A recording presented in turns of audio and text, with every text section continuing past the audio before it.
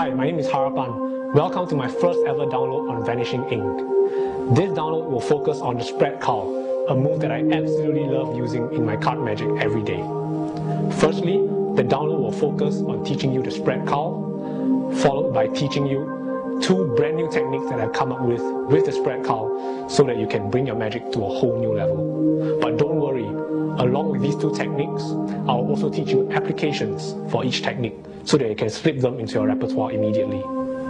Like I said, the cull is one of my favorite moves to use, and I hope it will be yours after you watch the download. So, let's get started. Alright, in a number of tricks that I'm about to teach later, you'll need to be able to cull a number of face-up cards that have been placed in a face-down deck. So, here's a tutorial on a basic cull. Place one face-up card, in my case the Ace of Hearts, in a face-down deck, somewhere in the center. In a while, you're going to cull this card to the bottom. How it's done is like this. Spread through the cards in a wide fashion. Do not spread the cards too tight, or it'll make it difficult to cull later. Also, the rhythm is an open and closed fashion, like an accordion. This is something that Cullology teaches in his Roadrunner Cull DVD. So, wide fashion, open and close, that's the rhythm. Open and close, open and close.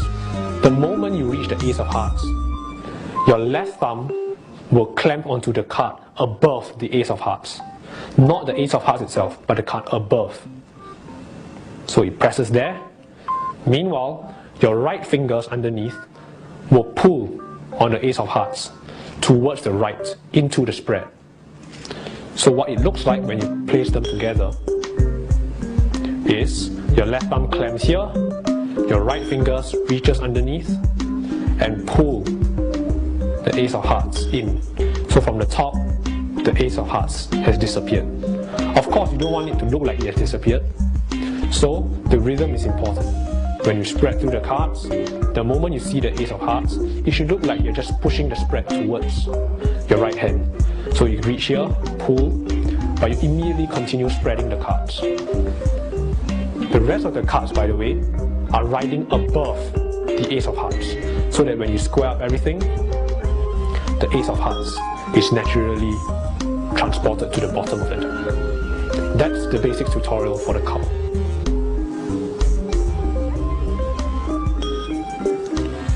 Okay, culling one card is fine, but for most of the tricks on this download, you'll need to be able to cull multiple cards.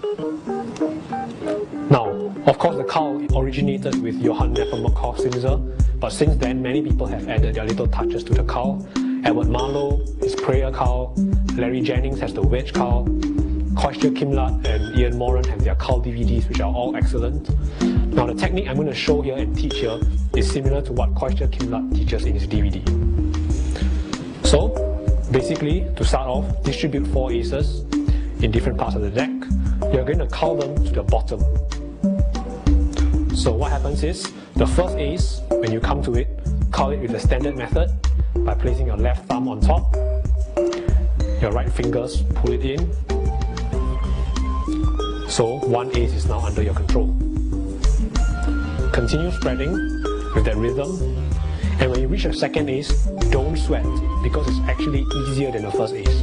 Because for the second ace, your left thumb doesn't need to clamp on any card. In fact, your left thumb can be free. All you need to do is to let your right fingers pull in that ace below the first ace. So the Ace of Hearts goes below the Ace of Clubs. Remember, it's below, not above. So it goes like this, and you're pulling it in. This way, the Ace of Hearts is now below the Ace of Clubs. Now you've controlled 2 aces. For the third ace, it's exactly the same. Notice that my left thumb can be free, so you just push in, and your right fingers pull it in, and then for the final ace, again underneath everything. So now when you square up everything, the 4 aces are on the bottom. So let's do one performance at full speed. Okay, so let's say you have a trick later where you have 4 aces distributed in 4 different parts. That's 1 ace, that's 2 aces, that's 3 aces, and that's 4. And you have invisibly controlled them all to the bottom. So that's the technique for culling multiple cards. Now get ready for some advanced techniques with the cull. Alright, here's the first cull technique I'm teaching. It's called the buckle replacement technique. The buckle replacement technique is a cull technique that allows you to insert multiple cards into specific points in the deck, all done while simply spreading through the cards. There's hardly any finger movement, and you don't have to worry about premature flashing of the inserted cards. Let's take a look at what it looks like. Let's say I have 4 aces that have been placed in the center of the deck. You are ready to do a collector's routine where you have 3 selected cards in the cull position. In this case, a 7, a 4 and a 7. You want to insert them between the aces, but it's difficult. But with the buckle replacement technique, when you spread through the cards, when you come to the aces, you show the 4 aces, give it a riffle, and before you know it, the 3 cards have been secretly inserted into the aces, the 7, the 4 and the 7. That's the buckle replacement technique. So how is it done? Simple. First, to practice, get out any 4 of a kind. In my case, I will use the aces. Separate them into colors, 2 blacks and 2 reds. Place 2 of them near the top and place 2 of them near the bottom. Now treat these 2 pairs of cards as a sandwich. So in a moment, you're going to insert cards between these aces and between these aces. Grab any 2 cards off the top as their selections, in this case a 4 and a 7. Now, when you place them in the cull position, by the way, and when you place them in the cull position, if the 4 is on top of the 7, the 4 will be the first card to be inserted. Remember, it is not the 7, it's the 4. So just place them in your right hand into the cull position, like so. Now, you spread through the cards. When you see the first pair of aces, you're going to insert the 4. What's going to happen, here's the exposed view, what's going to happen with your right hand is your right middle finger is going to buckle these 2 cards, hence the name the buckle replacement. It's going to buckle these cards and thus creating tension along these cards. When you want to insert it between the aces, your middle finger simply releases the pressure on 1 card, allowing 1 card to shoot off your hands and into the aces. Don't worry, it's not really a shooting action, it's more like an inserting action because now there's nothing to support these 2 cards. But when you have a spread above the cards, what happens is you will shoot and it will insert in between the aces. The 7 is not inserted because it's bent. As you continue spreading, when you see the second pair of aces, very easily the 7 can be easily inserted between the aces. So when you close up everything, there's now a 4 and now there's a 7. I'll do it one more time at performance speed so that you know what it looks like. In this case, my cards will be a 3 and a 7. The 3 will be the first to be inserted. Again, in the cull position, when you come to the first pair of aces, your hands should have buckled the 2 cards, and when you come to those aces, simply release the 3 so that it's now between the aces. Continue spreading. Notice there's no flashing of the card. Even when you reach the second pair, you simply insert the 7. And now the 3 is there and the 7 is there. So that's the buckle replacement technique.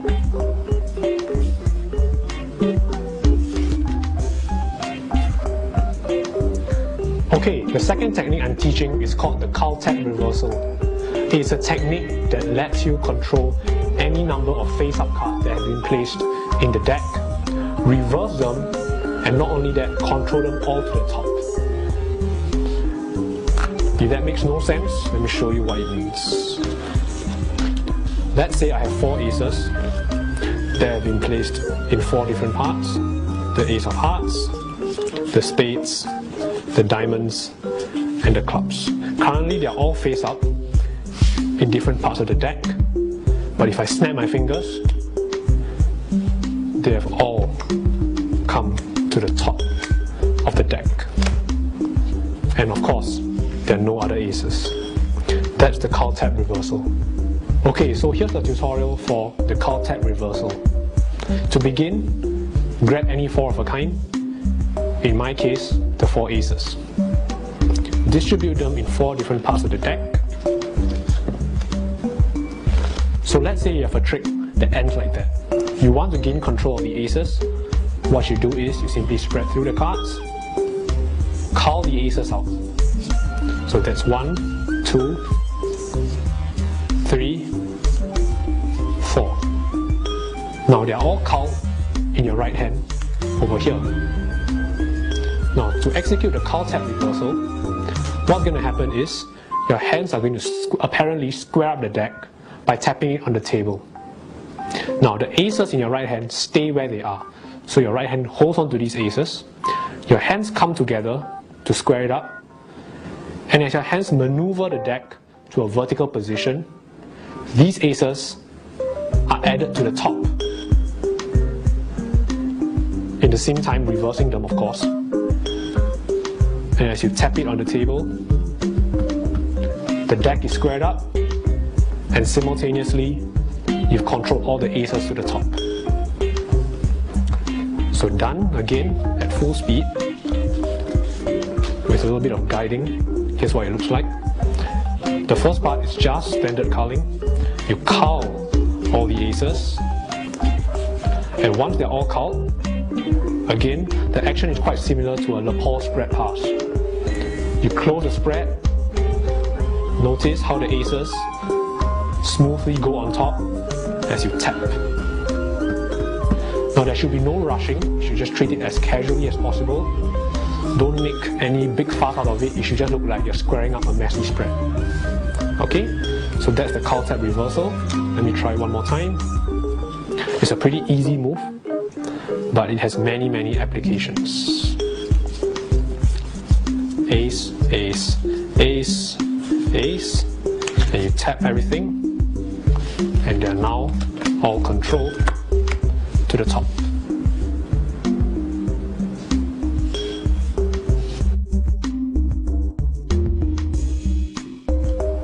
Okay, this trick is called buck electors. Let's take a look. To start, I'll play these 4 cards aside. We'll use them later for the trick. But for now, we have 3 spectators selecting 3 cards. In this case, the ace of spades, the queen of spades, and the 10 of spades. If you can't remember them, just remember the ace, the queen, and the 10. These 3 cards are now lost cleanly into the deck. Now remember at the start, I had placed 4 cards aside. These 4 cards are actually the 4 kings. Now in a moment, these 4 kings are going to locate your 3 cards wherever they are in the deck. The way they do it is simply this. You place the kings on top of the deck, and with one riffle, the cards disappear, but they actually distribute themselves to 4 different parts of the deck. That's 1 king, that's 2 kings, that's 3 kings, and that's 4 kings. 4 kings in different parts of the deck. Watch close, you're finding your cards. If you give them just a moment, I think it's done. Look at this.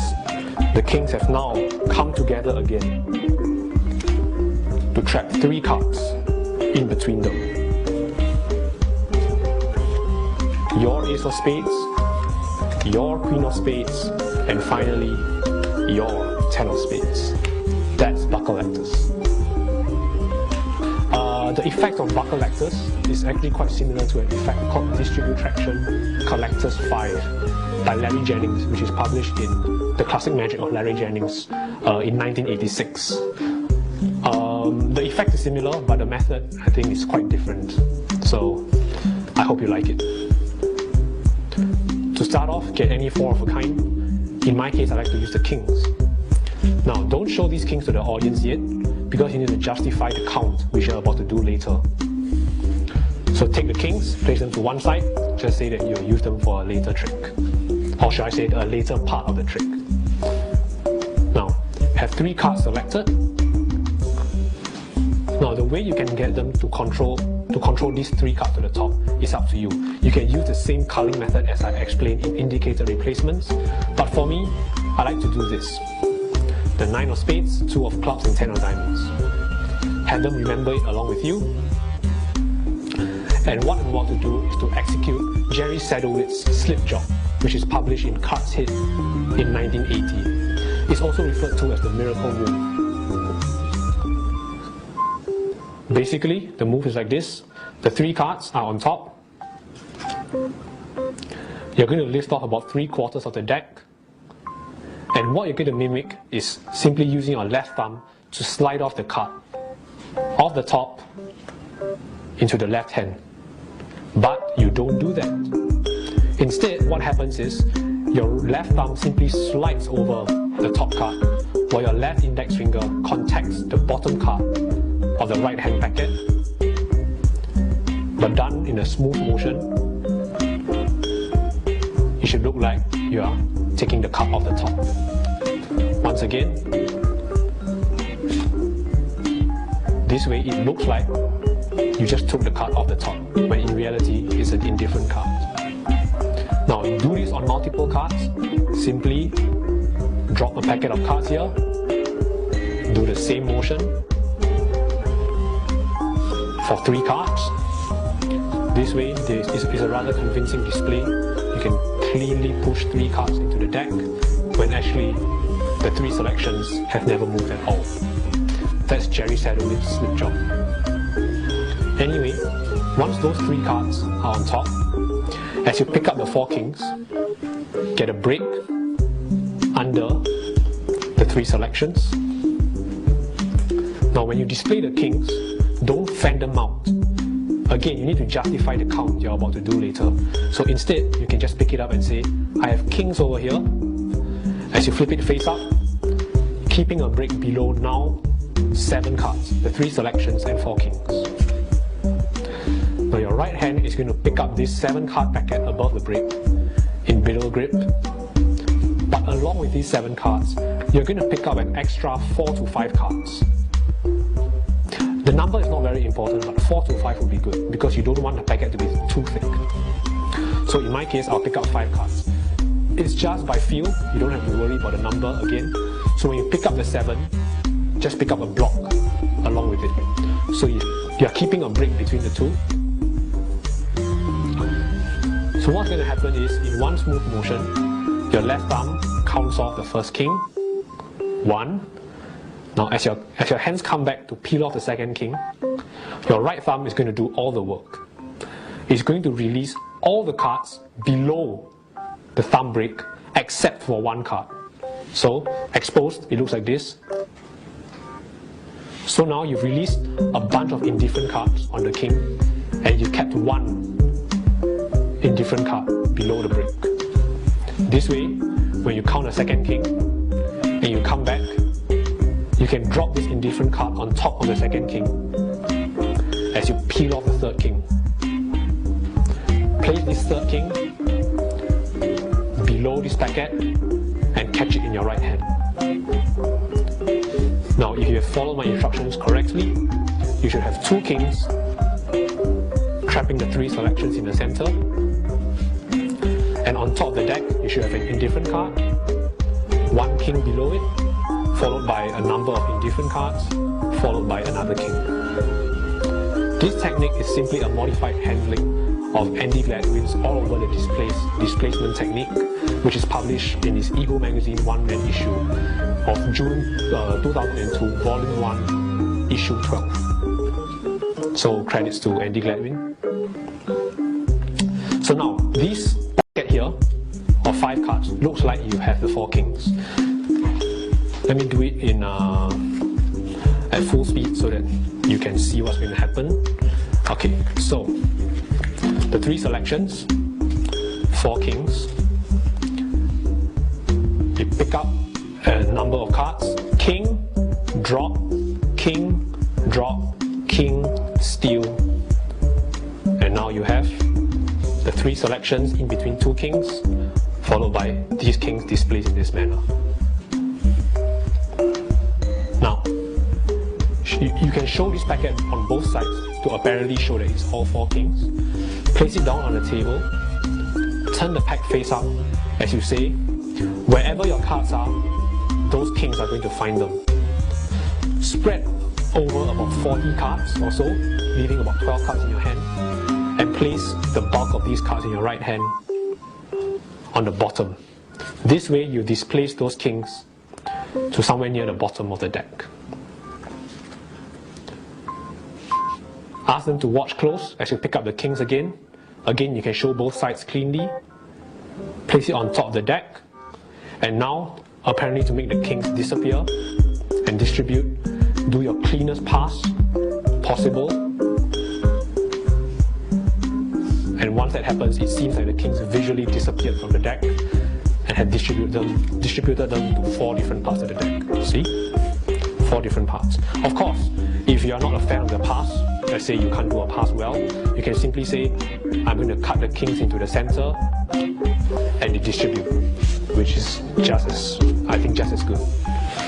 But of course, if you want a visual element, do your best pass, boom, and now the 4 kings are distributed. Now what's going to happen next is you're going to cull 2 of the kings. Let me spread them out to show you what's going to happen next. You're going to cull these 2 kings out and insert these 2 kings between the 3 selections here using the buckle replacement technique. Alright? So watch close. What's going to happen next is you're going to go through these cards again. As you show the kings, you go through, show a king, cull it, and now second king, also cull it. So now there are 2 kings in your right hand. Continue spreading. Now as you go for the third, as you see the 3rd king, get ready to buckle these 2 face-up kings and insert it right here between the first 2 selections. So as you see the 3rd king, buckle, insert, and then push away the 2nd selection, and then slide the 2nd king in between the 2nd and 3rd selections as you show the 4th king. This way, when you spread out the cards, those 2 kings were inserted right here in between the 3 selections. This allows for a very clean handling where you can spread out the cards and show that you have a collector's effect where 4 kings are trapping 3 selections. Let me do that at full speed one time to show you what it looks like. Let me get this ready. Excuse me. And kings. Alright. So what it looks like is you spread through the cards. King, you cull the 2 kings. Then over here, king. When you see the 3rd king, buckle, and when you spread out the cards, it's a collector's ending, like so. 3 cards, 9, 2, and 10. Just one last tip before I go. After you've made the kings distribute, after you've done the pass to make them distribute, I suggest that you don't do this and then pick it up followed by doing the buckle replacement, because that drags the effect. So instead, after you do the pass, immediately spread through the cards and start buckling. This way you can display the kings in a distributed manner and at the same time accomplish the collector's ending. That's it, that's Buckle-lectors. Okay, this trick is called indicated replacements. I'll place these 3 cards aside, we'll use them later for the trick. But for now, we'll have 3 spectators select 3 cards. The first card, this is the second selection, remember it. And finally, the last selection. So 3 cards selected and lost and shuffled into the deck. No one knows where they are, except these 3 cards. We're going to use these 3 cards to find the selections. The 3, the 2, and the ace of clubs. You, sir, are going to help me out. Can you hold on to these 3 cards for me? Now what's going to happen is you're going to insert these cards one by one, face up into anywhere you want in the deck. Okay, base this on gut feeling. So place the 3 anywhere, face up, over there. Okay, one more. The 2, sure. Alright, one more. The ace, nice. So we have 3 cards inserted. Let me square up everything. Now I'm not going to change the position of any of these cards here. Wherever you insert them, I'm going to leave them there.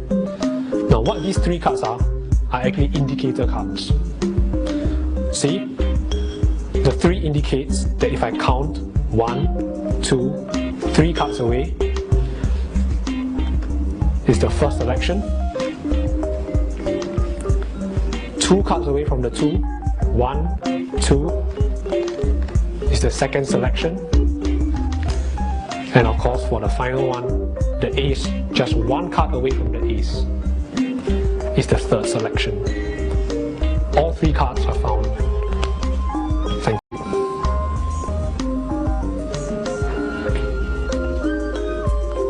Alright, so here's the tutorial for the trick, indicated replacements. Indicated replacements is basically a trick where the ace, 2 and 3 of clubs indicate where the 3 selections are. This plot is rather classic and rather old in Magic, but if there's a direct inspiration for this trick, is Phil Goldstein's Third Degree. First published in New Tops in 1980, but I learned it from his book Focus, published in 1990. By the way, Phil Goldstein is Max Maven, for those who don't know. Anyway, to start off, get out the ace, 2 and 3 of any suit. I'll use the clubs, and you place them to one side. I don't like to show them at the beginning, I just say these are 3 mystery cards, which I place to one side. Now the selection procedure is up to you, what you'd like to do. For me, I like to do the cull, since this is a cull download. So for example, what I'll do is I'll have 3 cards selected. In this case, the 7 of clubs. Okay, I cull it. Then the king of clubs, which I cull as well, followed by the 2 of spades, which I cull as well. So all 3 are culled to the bottom. Then I give an overhand shuffle, ensuring that the last few cards are shuffled singly, so that all 3 cards will come to the top. Now the third spectator's card, the 2, is on top, because after the overhand shuffle, the cards are reversed. But that's fine, because what you do next is once all 3 cards are on top, the ace, 2 and 3, you hand it to the first, the second and the third spectator. And as you gesture to them and give them the instructions to place these cards face up anywhere they wish, you're going to do this casual gesture to get the cards into cult position. Basically, you just count off 3 cards, 1, 2, 3, thus reversing these cards so that the first spectator's card is back on top. The 3 cards are now in the cult position, so now your left hand simply spread the cards over the 3 cards as you ask the first spectator to insert the ace, in this case, in the deck. Now wherever they insert, if it's the ace for example, do the buckle replacement, but this time on 3 cards. Don't worry, it's not much more difficult than 2 cards. Just that instead of buckling 2 cards, you buckle all 3 and release them one by one. So you release the first spectator's card, the 7 of clubs, just below the ace. So. Now the second spectator will insert their 2, and now you insert their card, the king of clubs, 2 cards away from the 2. So the 2, 1, and insert the card below this card. Boom. So now it's over there. Continue spreading. The third spectator places the 3, and now you insert the card 3 cards away. So it's 1, 2, and then your selection is inserted, which is the 2. And at this point, you're in a very clean position. You can square up the deck neatly, leave the cards sticking out. And when you spread out the cards, you spread it out this way, you can very cleanly show that 1 card away from the ace is the first spectator's card, the 7. 2 cards away from the 2, 1, 2, is the king. And 3 cards away is the 2 of spades. This is a very direct application of the buckle replacement technique. Indicated replacements.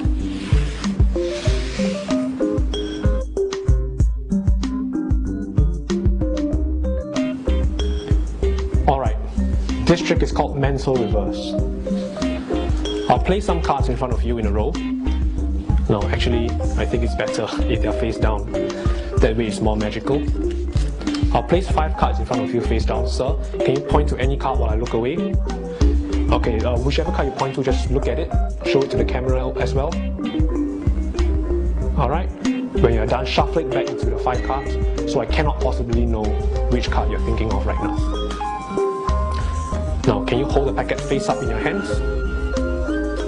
Now what's going to happen is I'm going to ask you to place these 5 cards in 5 different parts of the deck, face up. Okay, so the 2 is a possible card, the 3 is possible as well, the 8, the king, and finally the 10. So 5 cards, they are all possibly your selections. Let me square everything neatly. So just focus on the card in your mind. Focus on it, watch. Believe it or not, I have made every other card disappear except the one in your mind. Which card are you thinking of? 3 of spades. The 3 of spades? Watch. All the other cards have disappeared except for the one you're thinking of. The 3 of spades. That is mental reverse. Okay, this is the tutorial for the trick mental reverse, which is an application of the Caltech reverse. Mental reverse is the same. There's a trick by the same name by Edward Marlowe, published in the Cardition in 1953. I think his original handling, I've been using it for quite some time, but I think this handling is a lot more direct and a lot cleaner as well.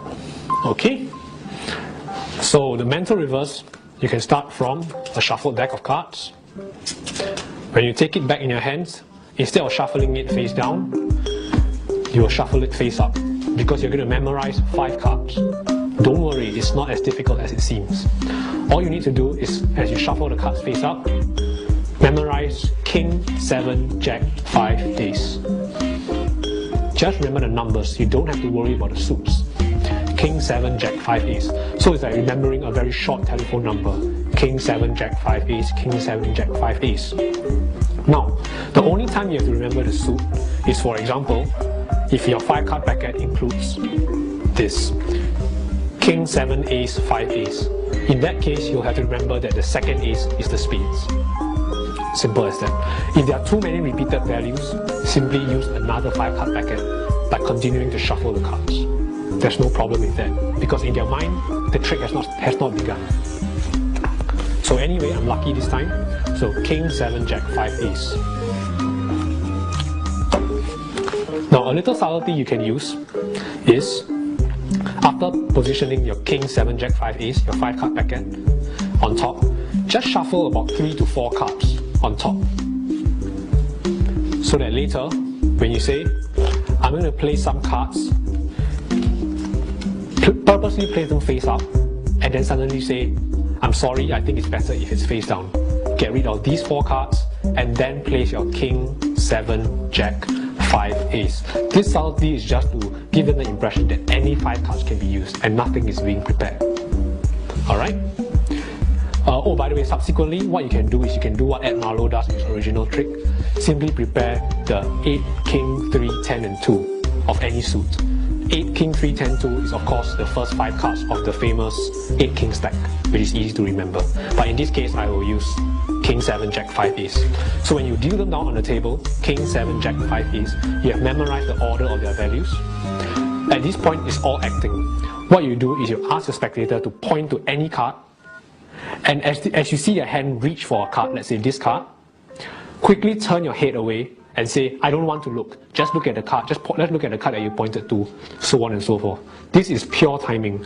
It gives the impression that you're not looking at which card they're pointing to, when in reality, you already know which card it is. For example, you will have memorized that the center card is the jack, so if they had pointed out the jack, you already know that it's the jack that they had selected.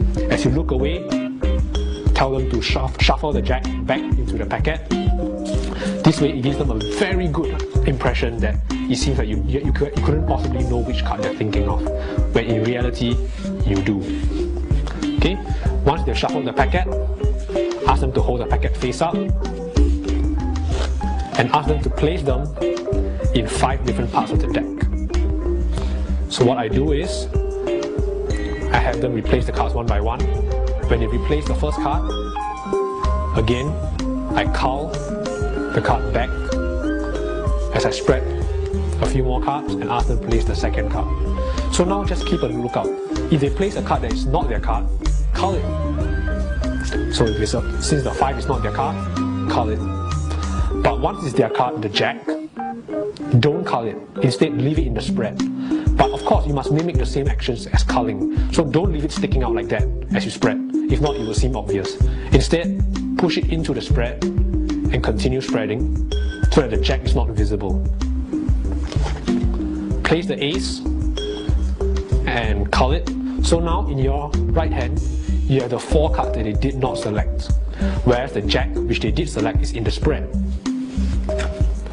So now a very direct way, a very direct application of the cull reversal, the cull tap reversal. What you do is, your hands come together, execute the move, reversing these 4 cards on top of the deck as you square up everything. And then you can cleanly place the deck on the table and your hands are free. Ask them to focus on the card they're thinking of. Snap your fingers over the deck, and when you spread out the cards, all the other cards have disappeared except for their card, the Jack of Clubs. That's mental reverse. Okay, this trick is called Come Back to This Place. Let's take a look. We start with 8 cards over here. These 4 are placed in different parts of the deck. That's the spades, that's the diamonds, that's the clubs, and that's the hearts. I have another 4 cards over here, which are actually the 4 kings. Like the aces, we have the clubs, the hearts, the spades, and the diamonds. Now in a moment, these 4 kings will change places with those aces in the deck. Watch. The kings are face up now. If I give it a shake, one of the kings turn face down. If I give it a shake with my right hand, now 2 of them are face down. The king of diamonds turns face down in front of your eyes, and with one last shake, all of them are face down. Not only that, if I snap my fingers, they have changed places with the aces. And if all the aces are in my hands, that means that where the aces were are now the 4 kings. 1, 2, 3, 4 different parts of the deck.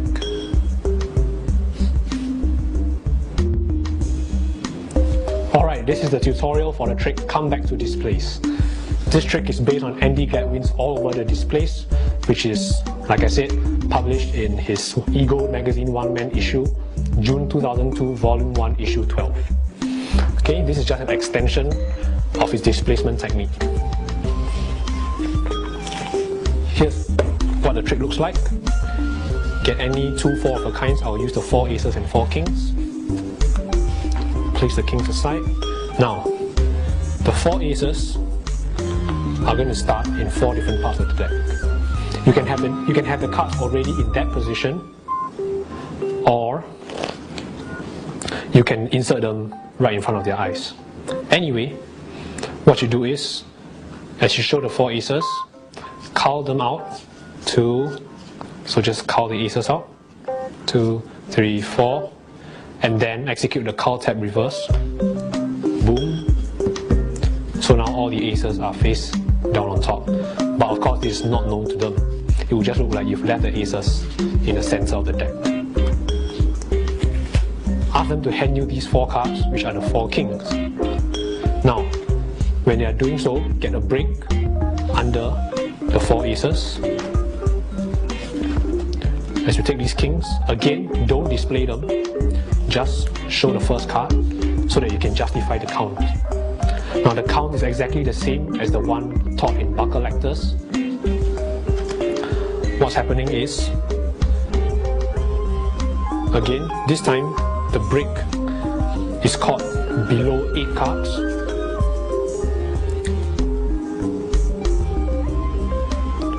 And also, a random amount of cards is taken as well. Don't take too much, about 4 to 5 of you. Okay, so keep a break between these 2 packets. Your left thumb peels off 1 king.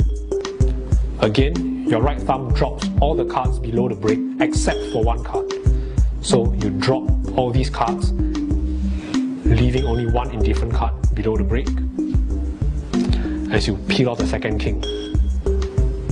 Drop the indifferent card on top as you peel the third king, and this third king is stolen beneath the right hand packet.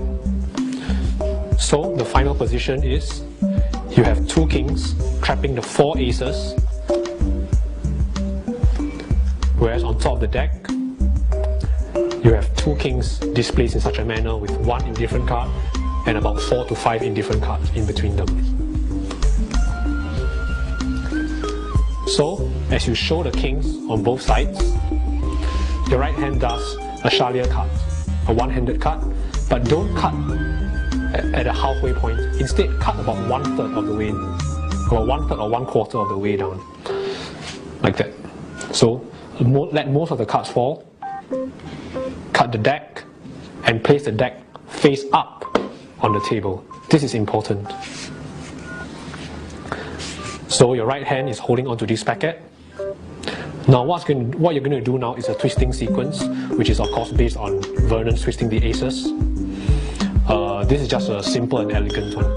What happens is you can show the kings on both sides. When you're ready to do the sequence, simply use your left hand to peel off the king from the bottom and casually place it on top. Now to make 1 king turn face down, your left hand gives it a shake and you execute an Elmsley count, showing 1 face down card. Remember, when you're doing the count, out jog the face down card so that you can strip it out and place it on top. To make the second king turn face down, hold the packet in your right hand in middle grip and give it a shake. This justifies the count you're about to do now, where your left arm peels off 3 single cards, thus showing that you have 2 face down kings and 2 face up ones in between. This is a thick packet of 3 aces, so hold them as 1. Square up the cards in your left hand, and holding this block of 3, you're going to do a paintbrush change on this king. So basically, push this block forward and only pull back 1 card, thus making it seem as if the king of diamonds had just turned face down in front of their eyes. So that's 3 kings face down. Place this card on the bottom and And for the last king to turn face down, snap your fingers and execute an Ascanio spread by Arturo de Ascanio. The way I do it is not much different from what people do, except that I use my ring finger and my thumb on these corners to allow for a more open display. I peel over one card from the bottom, second card from the bottom, and my left thumb clamps onto the top card as I pull out this block over here. This is a block of 3 cards, so that this displays all the kings to be face down. What I like to do is to have my right index finger pin the top card on this block, whereas my left hand simply slides these cards into a fan position, so that you end with a fan display. This is just a little finesse, it's not important, but at performance speed it looks like this. Boom, boom, boom, and I fan it out. Alright, now don't change the position of any of the cards, simply square up everything. You can do a little wave or snap your fingers. When you flip everything over, execute another Ascanio spread, and you'll have the 4 aces. Now at this point, the effect is complete. Of course, the kings have changed to aces. Now this block of cards here, you need to move it either by stripping it out and placing it on the bottom, or if you do this fan display, when you square up, simply have these 3 cards square up on top of this block, so that now this 3 card block is transferred to the bottom. So at this point you have 4 aces together, followed by 2 kings. Now what you're going to do now is to show the aces again, but displays the kings at the same time. So what's going to happen now is this. Your left pinky pulls down on the bottom king. Of course you can just do a buckle, but I prefer a pinky pull down. Next, your right hand comes over in middle grip, and your left thumb peels off the ace here along with this king here, so that you count them off as 1. Make sure they are square. So now these are 2 cards, ace and king. Ace, you peel off another single card, ace, single card, ace, and this is a 2 card block again, ace. So now you're in another fan position with 4 aces fanned out. This is covered by you saying, now if the 4 aces are in my hand, that must mean that the kings are where the aces were. So at this point, if you have done the displacement correctly, which at full speed looks like this, boom, boom, boom, boom, 4 aces, you should have the kings displaced like that. 1 over here, followed by 3 aces, then 1 more king. Place the aces onto the deck, which is face up. Say if the aces are here, the kings must be back where the aces were. Place the aces here. Now what you're going to do is you're going to do a cut, but you must make it nonchalant and casual. So what happens is, you're going to pretend to make a mistake of not picking up the entire deck. So you purposely leave about a quarter or so of the cards. So apparently as you pick up the cards, purposely leave a few there, but pretend it's a mistake. So you pick it up and you say, oh, I'm sorry. Just say a quick sorry, or even don't bother saying sorry. Pick up this small packet and drop it on top. Thus, you cut the deck secretly without them noticing that it's even a move. Turn the deck face down, and when you spread out the cards, you can show that the 4 kings have now distributed to where the aces were at the start of the trick. Thus, the whole trick comes full circle. The aces start from the center of the deck, transfer to your hand, and now the kings are in the deck. That's come back to this place. Alright, so we've come to the end of the download. I would like to thank everyone who has helped me along the way, my family, my friends. I would also like to thank the Vanishing Ink team for giving me this chance to put this download on their site. And let's not forget the cameraman Ang Ben Yu, who is right behind there on the camera with the headphones. He's survived through this audio with me, and I must thank him for his patience. So that's it. I hope the cow is one of your favorite moves now. So go out there and do some card magic.